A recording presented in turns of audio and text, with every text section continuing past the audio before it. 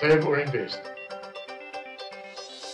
Hi, my name is Cunningham, and today I'd like to talk about savings versus investment. My clients often ask me, must I save? Must I invest? What is the difference? What do you suggest? Well, I always say to them, what are your objectives? Do you have a short-term investment need or a long-term investment? Now, basically that's essentially your differences between the two. If you want to save for a specific requirement or an investment objective and those needs are short-term based, then I would suggest you look at saving. Now, saving is typically cash in the bank.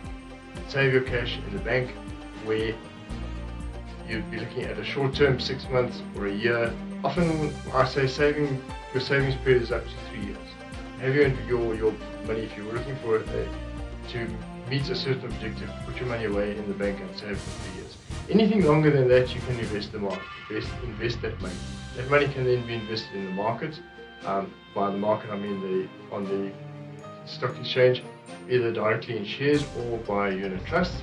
And that is a longer term investment where you can then sit with your investment, and even though the markets may go up and down, over the longer term you'll have a decent return out of your investments. Secondly, if you're looking for a capital guarantee, then I'd suggest you look at putting your money in the bank. Saving your money in the cash type investment at the bank can be fixed deposits for 30 days, 90 days, whatever you need, so that you can get that capital guarantee, that your cash is guaranteed at the bank. However, if you're looking for a higher return and you're prepared to take a bit of a risk, as the markets are volatile, you can invest in the stock exchange either via your unit trusts or direct into shares, and over the longer term you will get a higher return, but there is always the chance with market volatility that you could have a reduction in capital.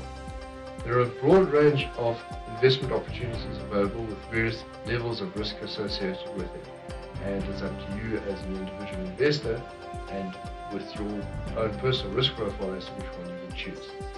By saving your money in the bank, you will have a lower risk of capital loss at the bank. However, your returns are a lot lower. If you go and invest in the market, obviously over time your returns in the market are going to be much higher, and the returns on equities, although